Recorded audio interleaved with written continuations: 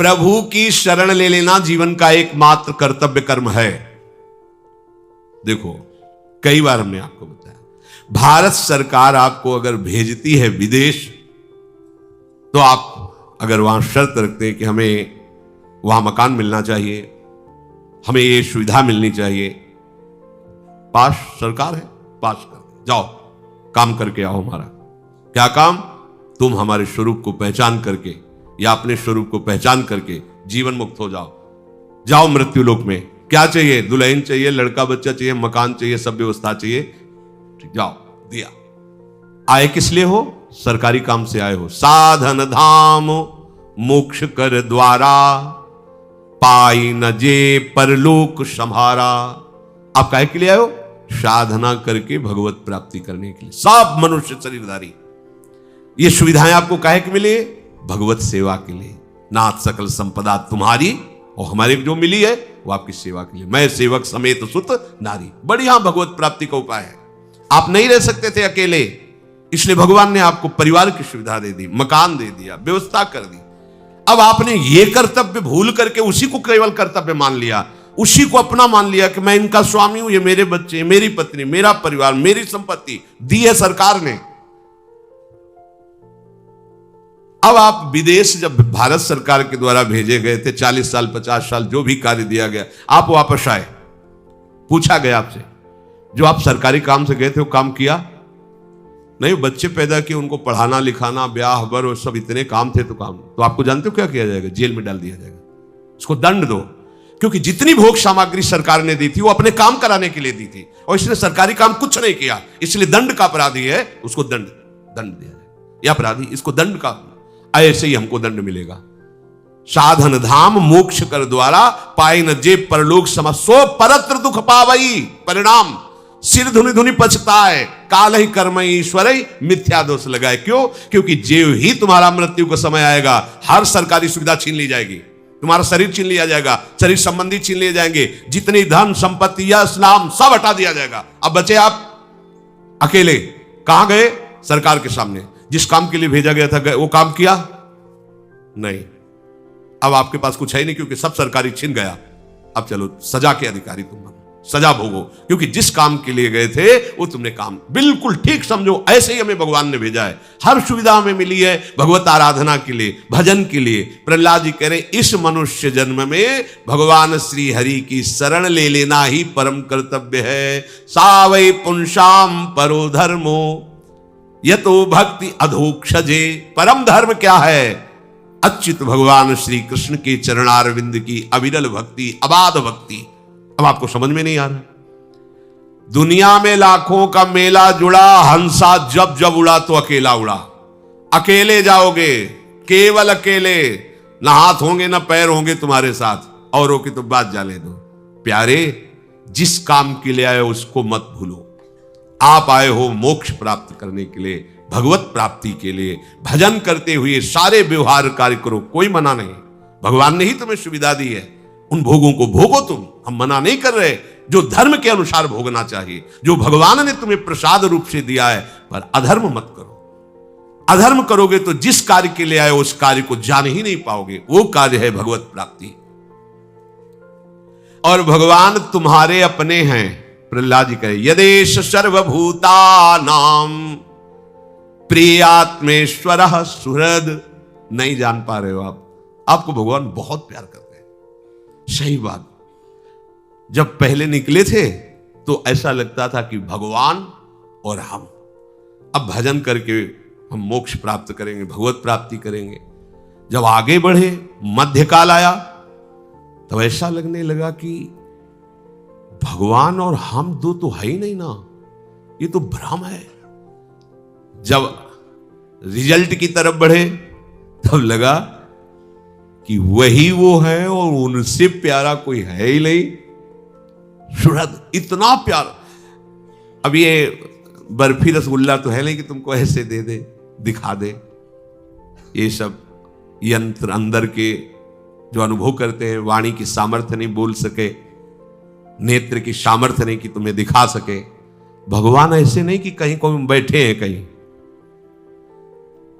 छिन छिन बिहरत संग, इतने प्यारे हैं, इतने उदार हैं, इतने नजदीक हैं, बस तुम क्या है कि ये जो और कुछ समेटे हो ना, इसलिए तुम्हें अनुभव में नहीं आ रहे।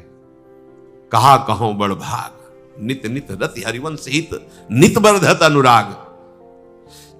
ऐसी उन्मत्तता चाहती है अपना कोई इतना बड़ा साथी हो जाए। हेलो, कोई बहुत बड़ा पदाधिकारी रोज तुमसे हाथ मिलाए, तुम उसके साथ खाओ पियो बैठकर, कैसा लगेगा आपको? है गर्भ में फूले घूमोगे। हम प्रियालाल के साथ खाते हैं, प्रियालाल के साथ सोते, प्रियालाल के साथ खेलते। आप नहीं करते क्या? पर आप तन्मयता नहीं रखते। आप और कुछ भावना किए, जूठन किनकी पा रहे हैं? उन्हीं की तो पा रहे ना। आप नाचते किसके संग हो? क्या तुम ही नाचते हो? अरे वो भी नाचते हैं जब तुम नाचते हो, तुम्हारी दृष्टि नहीं, तुम देख नहीं पा रहे। हाँ, होड़ करके नाचते हैं। तुम अगर ऐसे करते हो तो आप देखो, जब संगीत बजेगा, कोई कुछ अब बहुते नास्तिक हो या बहुते शुष्क हृदय हो तो कीर्तन हो, हम देखा किसी किसी को कीर्तन हो, ऐसा लग रहा है कि पीठ के खड़े किए गए। अरे कीर्तन हो रहा है, इतने इतने में क्या जाता है, राधा राधा राधा। हम देखा जैसे अचानक दृष्टि गई तो लगा कितना दुर्भाग्य है, वो ऐसे खड़ा है जैसे इस परिवार का पूरा नाश हो गया है। और वो मतलब एकदम ऐसे। आपको सच्ची कहते हैं, बात मान लेना, जब आप नृत्य करते हो ना, हमारे युगल सरकार पुलकित होते, वो तुमसे कम। हाँ, उन्हीं की इच्छा से तुम्हारे अंदर आनंद आ, वो आनंद सब उमग के आ जाते हैं, नाचने लगते हैं। वो दृष्टि आएगी, हरिवंश कृपा से आएगी, नाम से आएगी। इतने प्यारे हैं, तुम्हें कैसे बताएं वो वाणी का। जब कभी कोई बात आती है, जरा सा हम परेशान होते हैं ना, जरा सा परेशान होते हैं, तो जैसे बच्चा अपना परेशान हो तो मां कैसे दुलार करती, तुम्हें पता है? बैठाल के हाथ फेरती है, दुलार करती। तुम क्यों चिंता करते हो? हम है ना, नाच पड़ते हैं। अरे जब कभी ऐसी बात तो लगता है इतना एकांत में जैसे कभी कि लाल, तब ऐसे दुलार मिलता है। तुम क्यों चिंता करते हो? मैं हूं ना। एकदम मस्ती आ जाती हो, नाच पड़ते हैं। या कितने कृपालु लाडली लाल। हम आपको कैसे बताएं? इस मनुष्य जन्म का एकमात्र परम कर्तव्य भगवान की शरण हो जाना। कहां है भगवान? ऐसे दोस्त हैं तुम्हें, फिर वही बस लड़खड़ा जाते कि अब कैसे बताएं।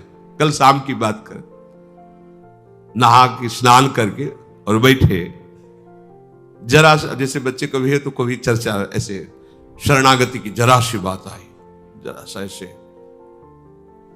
बस वो। अब वाणी की सामर्थ्य तो तुम्हें बताए, वो इतने नजदीक है, इतने प्यार करने वाले, एक सेकंड बर्दाश्त नहीं कर पाते, एक सेकंड बर्दाश्त नहीं कर पाते चिंतित होना। एक सेकंड, अगर एक सेकंड जरा तो एक सेकंड में मुमकिन, तभी तो निहाल हो जाते हैं। और आपको गुप्त बताए, हमारे बाप है महादेव। जब हम कभी किसी विशेष चिंता में होते हैं, किसी ऐसा कुछ लगा, जब ऐसा होता है तो इधर, और जब कोई विशेष कि किसी ने ऐसा प्रतिकूल व्यवहार की ठान ली है कि ऐसा ऐसा चिंतन कर, जहां थोड़ा, तो उसी समय हम देखते हैं उनको फटकारे जटा झूठ और सामने वो ऐसे प्यार करते हैं जैसे अपने लाडले बच्चे को प्यार किया जाए। ये आराध्य देव ऐसे आराध्य देव नहीं कि हमारी उपासना बदल गई तो उन्होंने ही तो भेजा ना। वो एक एक क्षण, कई बार आपको बताया कि ऐसे वो प्यार करते हैं महादेव, जरा सी भी कोई ज्ञान समुद्र, बल समुद्र और विनाशकार की इन्हीं के हाथ में डोर है। पूरी सृष्टि का विनाश करने की सेवा महाराज को है, पालन करने की भगवान विष्णु को है, और रचने की ब्रह्मा जी को है। और हमारे महाराज तो खेलते रहते हैं, सब कार्य इधर होता रहता है। कभी इष्ट छोड़ता नहीं। यहां सब कहीं हम कभी, जब से राधा वल्लभी चुल्लू जल नहीं चढ़ाया होगा महादेव जी को कि आज भाई शिवरात्रि गुपचुप, क्योंकि वो 20 वर्ष हमारे प्राणाराध्य रहे कि भाई एक बूंद जय हो महादेव, कभी नहीं। पर वो आज तक जब से स्वीकार किया है, आज तक उनकी कृपा बढ़ती ही जा रही है। कोई ऐसा ही हफ्ता जाता होगा कि विश्वनाथ जी का बिल्व पत्र और जलो, ये तो बाहरी बात, उनकी कृपा छाए रहती है। एकमात्र शरण लेके, ये हम महिमा बता रहे इसलिए कि हम तो भूल सकते हैं, वो नहीं भूलते। हम पुकारते भी नहीं कि महाराज, वो महाराज, इसलिए कह रहे सुहृद, सुहृद इतना प्यार करते प्रभु। आत्मेश्वरा, यही बैठे हुए हैं हमारे ईश्वर प्रिय, वो बहुत प्यारे, वो बहुत प्यार करते हैं आपको। किसको? आपको। यदेश सर्वभूतानाम, सबको बस ये स्वीकार आप कर लो। श्री प्रहलाद जी कह रहे सुखमेन्द्रियकम दैत्या देह योगेन देहिनाम सर्वत्र लभ्यते दैवा यथा दुःखमयत्नतः तत्प्रयासो न कर्तव्यो यत आयुर्व्ययः परम न तथा विन्दते क्षेमं मुकुंद चरणाम्बुजम। भाइयों, इंद्रियों से जो सुख भोगा जाता है वो चाहे जिस योनि में वो सबको मिलता है। जैसे जनेन्द्री का सुख है, रसेंद्री का सुख है, ये हर योनि में मिलता है। हर योनि में सब पशु पक्षी कीट पतंगा, सब निद्रा भय आहार मैथुन, ये सब पूरी सृष्टि को प्राप्त है। प्रारब्ध के अनुसार सबको ये भोग मिलते हैं, कम ज्यादा सबको। ये बिना किसी प्रकार के प्रयत्न के तुम्हें भोग प्राप्त होंगे। पूर्व का कर्म है, उसके अनुसार तुम्हें सुख दुख भोग ये सब प्राप्त हो। इनके लिए प्रयास करने की जरूरत नहीं। अब ये संसारी आदमी को कैसे समझ में, हम प्रयास नहीं करें हमारा घर चल जाएगा। देखो, हम आपको सच्ची बताएं, हमारे प्रभु के विधान को तुम लोग नहीं जानते हो। आप जितनी अपने ऊपर जिम्मेवारी लेंगे उतने ही आप परेशान होंगे। वो आपको अनुभव होगा कि अगर मैं ऐसा ना करूं, ऐसा ना करता तो ऐसा ना होता, ऐसा नहीं होगा।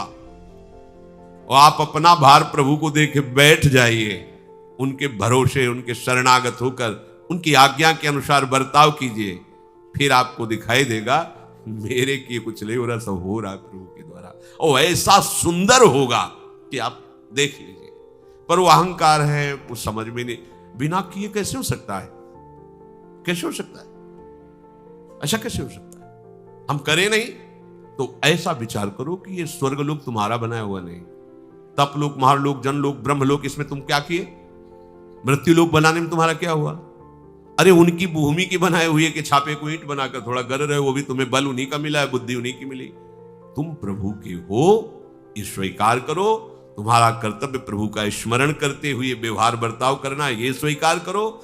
जो भी दुख सुख भोग है, अनमांगे आगे आवेगो, जो पल लागे पल को। जैसे पलक बिना किसी प्रयास के झपकती रहती है, ऐसे ही बिना प्रयास के दुख सुख आते रहते हैं। इनके लिए प्रयास करने की जरूरत नहीं।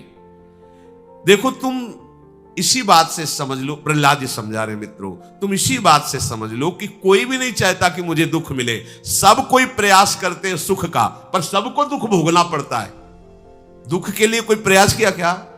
सबको दुख। ऐसे ही तुम सुख के लिए प्रयास ना करो, तुम्हें सुख मिलेगा संसारिक। तो प्रयास किसका करें? भजन करने का। भजन करते हुए तुम व्यापार करो, नौकरी करो, बढ़िया मंगल हो जाएगा। भजन कर नहीं रहे और लौकिक सुख के लिए प्रयास कर रहे हो, कभी सुख नहीं मिलेगा, क्योंकि तुम दुखालय में सुख ढूंढ रहे हो। मूर्खता है। भगवान लिखे दुखालयम अशाश्वतम। इसलिए मेरे प्यारे मित्रों, सांसारिक सुख के उद्देश्य से प्रयत्न करने की कोई आवश्यकता नहीं। ये जानते हो क्यों कह रहे? क्योंकि तुम नाम जप इसीलिए नहीं कर पाते हो कि हमारा कर्तव्य है, इसे में करना है, तो तुम पूरी तन्मयता उसमें दे देते हो। नहीं, नाम जप करते हुए कोई भी कार्य करोगे महामंगल में होगा। अगर नाम जप नहीं चल रहा, जैसे 1 घंटे में आपने 1 लाख रुपया कमाया और एक ने 1 घंटे में 10,000 नाम जप किए, अब दोनों का जोड़ करो। 1 लाख रुपए की भोग सामग्री से तुम भोग इंद्रियों के द्वारा करके जी रहे हो केवल, या बैंक में जमा कर दिया तो दिमाग में केवल वो तुम्हारे रहेगा कि 1 करोड़ रुपया जमा कर लिया हमने 1-1 लाख कमा के, और जब मरोगे तो वहीं जमा रहेगा, कोई दूसरा ही भोग करेगा तुम्हारे काम का। अगर भोग भी कर लिया तो शरीर भी छूटेगा, तो भोग क्या साथ रहेगा। लेकिन उसने 1 घंटे में 10,000 नाम जप किए। अब ये चाहे जिस युग में, चाहे जिस कल्प में, चाहे जिस लोक में जाए, ये नाम उसको आदर दिलाएगा और ये नाम उसकी पूजा करवाए। किसी भी लोक में जाए, नाम जप का सम्मान होता है। आदर मिलता है, उसकी संपत्ति कभी नष्ट नहीं हो सकती और इस लोक में उसे संपूर्ण सुखों की प्राप्ति होती है। यही हम नहीं कह रहे, आचार्य चरण कह रहे, यही परलोक सकल सुख पावत, मेरी सो भैया कृष्ण गुण संचु। तुम्हें हमारी कसम है, बात मान लो, तुम्हें इस लोक में भरपूर सुख मिलेगा, परलोक में भी परमानंद। तुम कृष्ण का नाम जप करो, कृष्ण के गुणों का गायन करो, क्योंकि ये जो दुख सुख स्वयं मिलने वाला है, इसके लिए तुम परिश्रम करके भगवत विस्मरण करके आयु नष्ट कर रहे हो। ये बहुत बड़ी हानि है, इसकी पूर्ति नहीं हो सकती। जो इसमें उलझ जाता है वो भगवान का भजन कर ही नहीं पाता। देखो आप लोग, ऐसी माया है कि भगवान की याद ही नहीं आने देती। घंटों क्या पूरा जीवन निकल जाता है। हमने विचरण करते समय देखा है, गांव के जैसे 2-4 लोग बैठे होते हो, कोई बहू की बात, कोई बेटे की बात, कोई प्रपंच की बात, कोई राम हरि कृष्ण की चर्चा नहीं करते मिलता कि भगवान का ऐसा स्वभाव, भगवान का ऐसा प्रभाव। ये तो भक्तजन करते हैं। हमारे सिर पर काल सवार है, काल को आना जाना नहीं, कभी भी कुछ भी वो लीला करके हमें नष्ट कर सकता है। इसलिए ये शरीर यद्यपि दुर्लभ है, फिर भी ये क्षण भंगुर है, पता नहीं कब नष्ट हो जाए। तो क्या करें? भजन करके हम अपना काम बना लें। भयानक रोग आ जाए, भयानक विपत्ति आ जाए, तो हम भगवान को न भूलें, ऐसा अभ्यास कर लें। जब कष्ट आता है ना, तो अगर आपका अभ्यास भजन का नहीं तो आप भजन नहीं कर सकते, या अधिक सुख आ जाए ना तो आप भगवान, तो दोनों हमारे लिए भजन विरोधी बातें हैं, सुख या दुख। ऐसा अभ्यास करो कि अच्छे से अच्छी अनुकूलता आने पर भजन न छूटे और प्रतिकूलता आने पर भजन न छूटे। जो भजन का अभ्यास नहीं करता, तो जब शरीर स्वस्थ रहता है तो भोगों के भोगने में समय जाता है, और जब रोगग्रस्त हो जाता है तो भोगों का चिंतन और रोगों का चिंतन, भयानक कष्टमय जीवन। इसलिए बुद्धिमान पुरुष को चाहिए कि यावत स्वस्थ विदम कलेवरम यावत च दूरे जरा। जब तक तुम्हारा शरीर स्वस्थ है, बुढ़ापा दूर है, काम बना लो। अपने लोग जानते हो कैसे होते हैं? आग लगने पर कुआं खोदना शुरू करते हैं। आग लगने पर कुआं खोदना शुरू करते हैं। क्या? अब जब दिमाग काम नहीं कर रहा, बुढ़ापा आ गया है, पानी लेके पी नहीं सकते, तब चलते चलो सन्यास ले लेते हैं। किसका सन्यास लोगे? वैसे सन्यासी हो गए हो, किसका सन्यास लोगे? नारी मुई घर संपत्ति नासी, मूड मुड़ाए भय सन्यासी। तो भाव ना हो तो भी हो गए सन्यासी, अब क्या है? वास्तविक बात है, जब तुम्हारी इंद्रियां स्वस्थ हैं तब तुम धर्म पूर्वक चलते हुए भजन करो। नहीं, जब रोगग्रस्त बुढ़ापाग्रस्त हो जाओगे, ये सब फिर वो केवल बाहरी वेशभूषा होती, भजन नहीं होता। हमने देखा है जो गृहस्थी से सन्यासी हुए, वो कोई बहुत है जो पहला अभ्यास किए रहा वही, नहीं तो जहां बैठे तो वही बातें संसार की होती है। देखा है, हमने देखा है। इसलिए ये होगा आग लगने पर कुआं खोदना, कि जब सब काम निपट जाएंगे तब भजन करेंगे। तो तुम निपट जाओगे, आग लगी, अब कुआं खोदने से क्या होगा? वो तो जब तक तुम इधर प्रयास कर रहे हो भस्म कर देगा। अब तो आग लग गई। बुद्धिमान पुरुष वही कि आग लग ना जाए, इसके लिए पहले से हम कुआं खोद के तैयार रखें। हमारा जीवन नष्ट ना हो जाए, इसके लिए हम भगवत भजन करके तैयार रहे।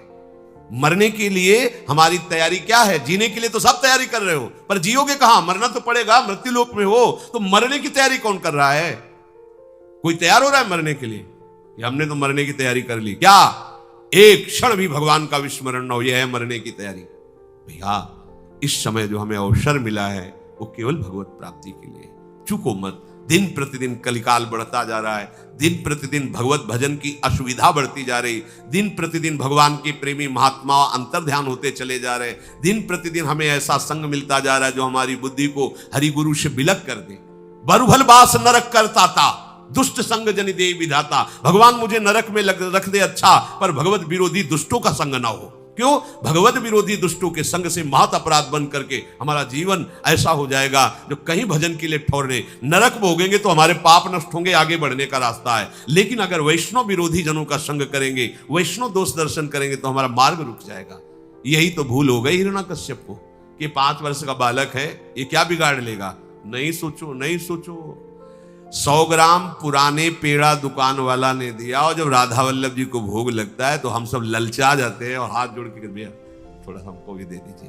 वो मीठा नहीं, अब वो पेड़ा नहीं है, वो जब ऐसे इतना देते ना तो हृदय प्रसन्न, हमारे प्रीतम का उच्छिष्ट है। क्यों? अभी तो दुकान में रखा था, अभी अभी की बात है, दुकान में था आधा घंटा पहले। तो तुम उसको दुकान वाला पेड़ा आप समझते हो? श्री जी का प्रसाद है, अपराध लगेगा। और ये जो बच्चे बच्चियां भगवान को समर्पित संपूर्णतया, तुम इनको बच्चा समझते हो? 100 ग्राम जड़ पेड़ा, जड़ पदार्थ प्रभु को समर्पित हो गया तो प्रसाद हो गया। और ये चैतन्य घन प्रभु को समर्पित हो गए, नहीं जानते कौन भगवान है, नहीं जानते कौन श्री जी है। कृपा की हवा आई, हम भी बराग लेंगे, हम भी भजन करेंगे। आज के बच्चों का उत्साह क्या होता है? हम भी संसार के वो सब कार्य करेंगे, वो दृश्य देखेंगे जो और लोग देखते हैं। और ये भाग्यवान, हम भी वैराग्य लेंगे, हम भी मूड मुड़ाकर रज लगाकर भजन करेंगे। इतने से ही भगवान प्रसन्न हो जाते हैं। वो देख रहे ना मेरी तरफ चल, इनको या कोई भी जीव उनकी अवस्था पर मत जा। 16 वर्ष के सुखदेव जी, शास्त्रों वर्ष के बड़े बड़े ब्रह्म ऋषि सब खड़े हो गए, श्री कृष्ण अनुराग में छके हुए। ये समर आज शालिग्राम की श्री विग्रह को विराजमान करो या 10,000 वर्ष पहले का, कोई अंतर होगा क्या? कि ये तो आज विराजमान है, कोई खास बात नहीं। आज विराजमान, आज कंठी बंदी, आज प्रभु का शरणागत हो, हमारा पूजनीय हो गया। प्रभु का शरणागत जन, हमारे कहां भाव हैं? कैसे भाव से हम विचर रहे हैं? सावधान, ये मनुष्य जीवन केवल भगवत प्राप्ति के लिए, परम कल्याण के लिए है। हमारा जीवन जैसे जाएगा अंत में वही चिंतन होगा, वही हमारी गति बनेगी। ये ध्यान में रखते हुए हर समय हम अपना जीवन भगवत परायण, तद भाव भाविता, भगवान के भाव से ही भावित रहे, परम मंगल हो। शेष चर्चा के श्री राधा।